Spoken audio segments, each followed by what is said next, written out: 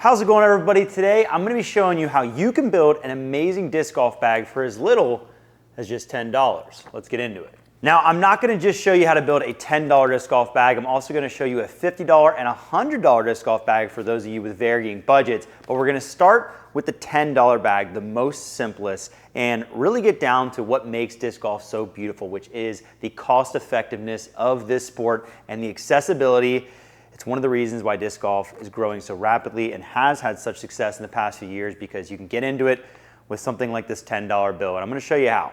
Now, if you're familiar with a lot of other sports, the notion of getting in at such a cheap price sounds ridiculous. You may even think that you're going to get a subpar version of the sport, but really something incredible about disc golf that people might not even realize is you can play the sport and have just as much fun on a small budget as you can with a big budget. Now, I say that to say you can enjoy the sport to the point that it's meant to be played. Obviously, there's a lot of fun when you can collect tons of discs, and that's part of the beauty, and that's why so many people do continue to love playing disc golf. But as far as just playing the sport, you really can get in for super cheap. So we're going to start at that $10 bag, and we're going to tell you how to build the most effective bag on such a low budget.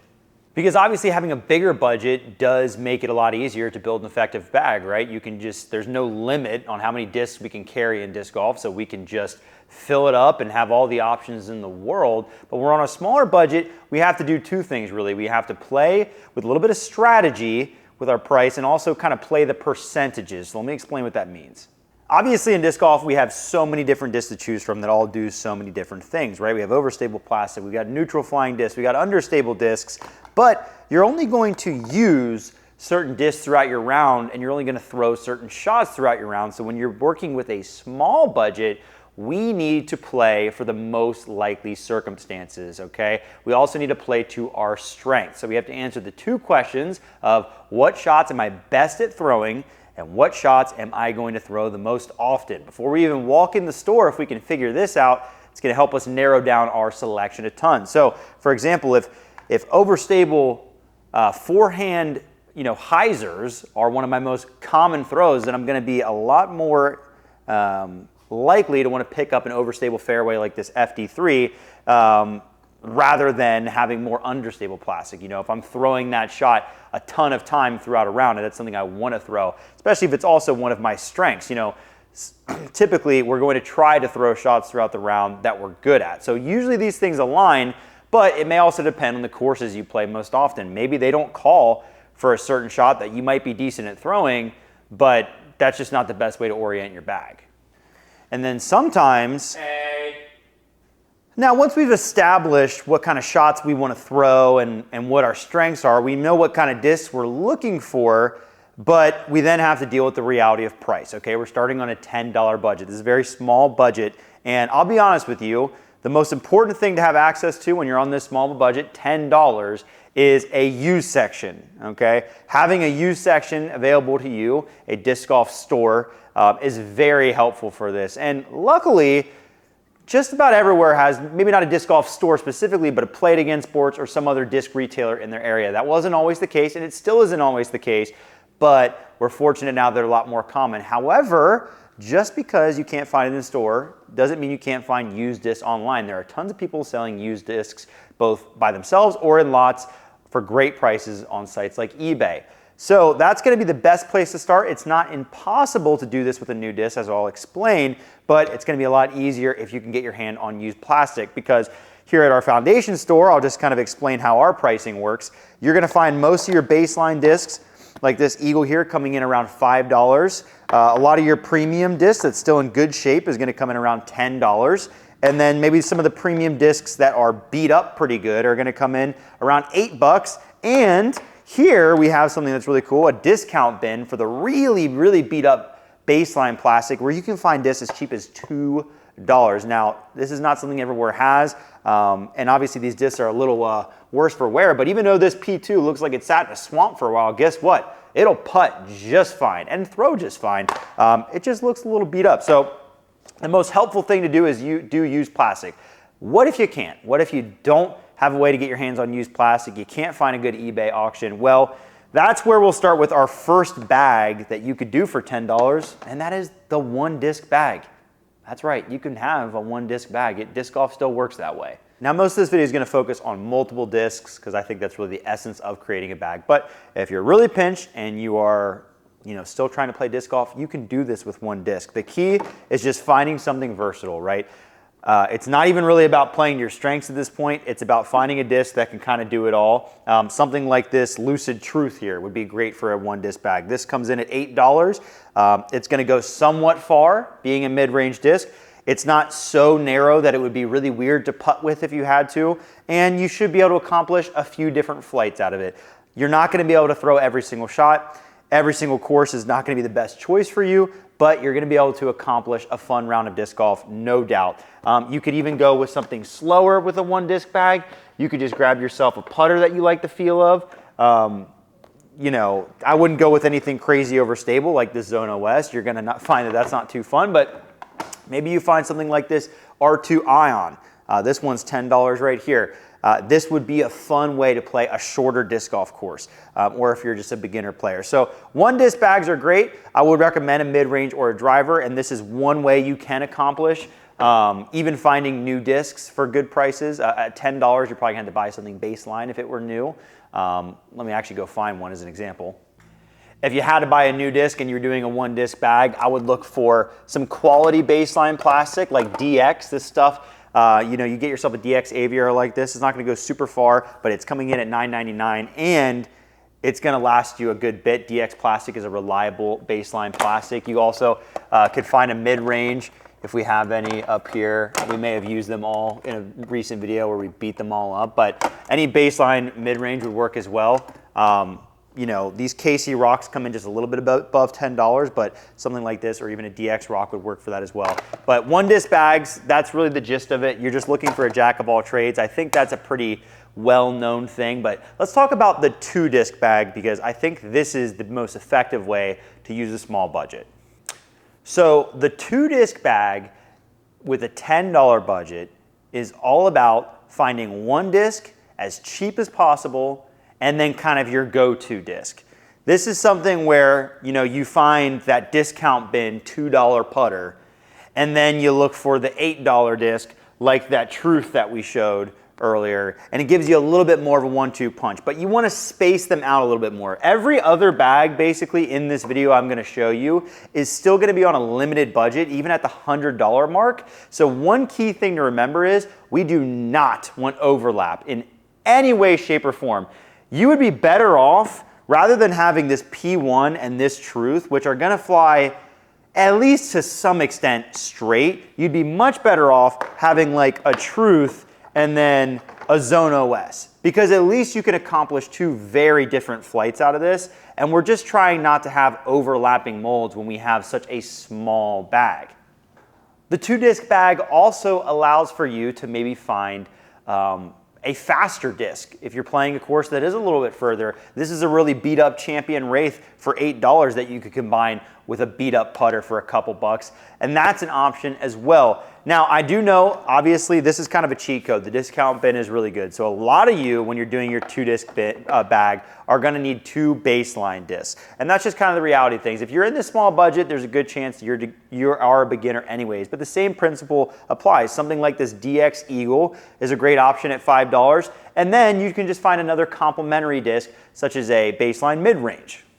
Something like this Prime Burst Warrant from Dynamic. This would be a great beginner two disc bag because you have the mid-range, the driver, a little bit more stability in the Eagle, a flippier disc in the Warrant. You can putt with this. You can manage to throw some forehands with this. This is never going to be perfect for the advanced player. If you are somehow more advanced and you're trying to be on a $10 budget, you're probably going to go with the one disc bag and just get the best premium putter or mid that you can. But for a beginner player, something like this is going to work just perfectly. You're going to be using baseline plastic, but it works just fine.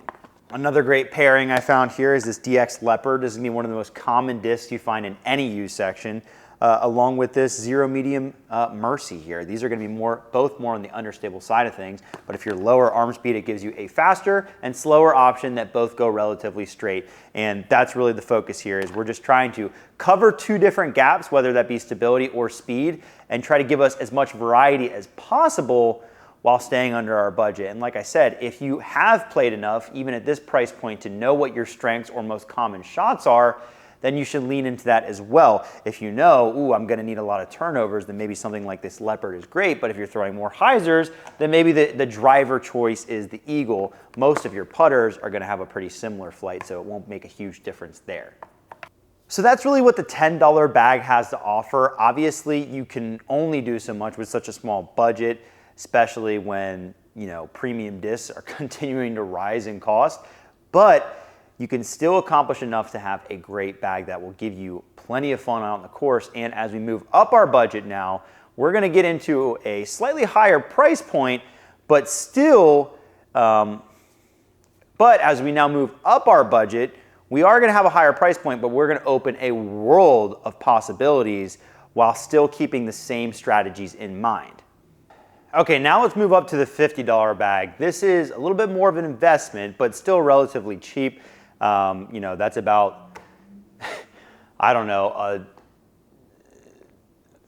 that's about a third of the price of a new sand wedge. So still pretty cheap. And this is gonna open up a lot of possibilities. There are two ways that you can attack a $50 bag, and both of them will work, but one just gives you a little bit more options. Now, the main key thing to remember, once again, I'm gonna keep saying this, no overlapping. We do not want two discs that even fly remotely the same. Why? Because one of the things that's so great about disc golf is I can take this disc, throw it on all these different angles, and produce different flights out of it each and every time. So we don't need to have one disc that pops up on hyzer and goes straight, and another disc that pops up on hyzer and turns just a hair and then goes straight, because we can just adjust the angle of one or the other and get the exact same flight. Obviously, there's a little bit of nuance once you get really far into this game, but when we're on a smaller budget, we're not concerned about that. We're just trying to cover as much of an area as we can with as little plastic as possible. So the first way you can use the $50 bag is you say, okay, I have a little wiggle room now. I can go out and get some more premium discs. Let me just get 3 really solid premium discs that cover the best shots that I throw. Let's say that I love, I love throwing approach forehands. I throw them all the time. It's my go-to, so I'm gonna get a good premium zone. And then you think to yourself, well, most of the drives I throw are some form of a hyzer flip, whether it's a flip to turnover or a flip up to flat, or maybe I give it more hyzer. So you find like a faster, neutral-ish distance driver like this Trespass. And then just to round it out, you throw on a nice baseline putter to putt with. And you've got yourself a bag that plays to your strengths. They're high quality discs, they're gonna last you, and that works just fine.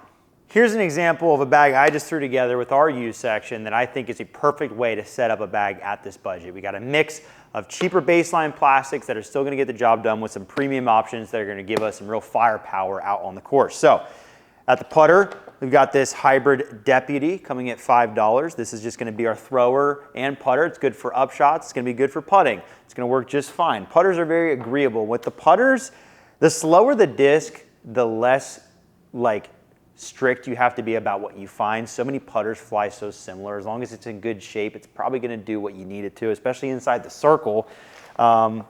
Next, we have another baseline disc, Prodigy A2. These things hold their overstability even after being well beaten, even in the baseline plastic. Another $5 disc. So $10 in, and we got our putting and approaching already set up. Next, we got this ESP Buzz for $10. This is gonna be a jack of all trades mid-range. We can throw it on a ton of hyzer to get hyzers. We can set it on anhyzer to get anhyzers. Neutral discs are your friend in this setup, and the Buzz is one of the best ones ever.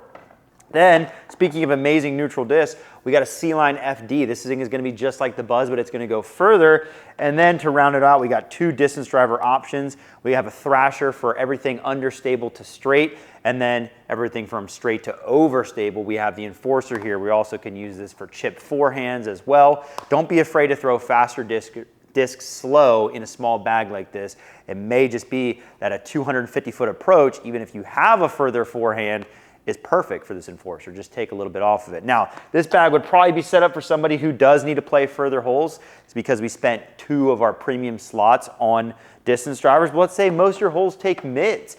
Well, then maybe do 1 distance driver and 2 mid-ranges instead. There are a lot of ways to customize this format, but I think this 2 baseline, 4 premium option is a great way, at least at the price point in here, to accomplish a really solid bag for just $50. Now, of course, also at this price point, if you're looking for the used baseline plastic and you just want to have more options, and maybe the course you play is really open, so you're not really worried about hitting a ton of trees and beating up your disc. That's something to consider, by the way, when building a bag. If you play in the woods, your discs are going to wear in a lot quicker than if you play in a wide open field. So maybe you do. Maybe your home course is in a wide open field. You're like, hey, my discs don't beat up. I want more variety for that option. Well, then maybe you build around a good premium disc like the C-Line FD, and then you just stack it in there with a bunch of other baseline options to give yourself even more variety. There's a lot more options at this price point, but like I said, the key is still playing to your strengths and the shots you throw the most, and prioritizing the higher price tags on the discs you think are going to be thrown the most often and be the most key to your success.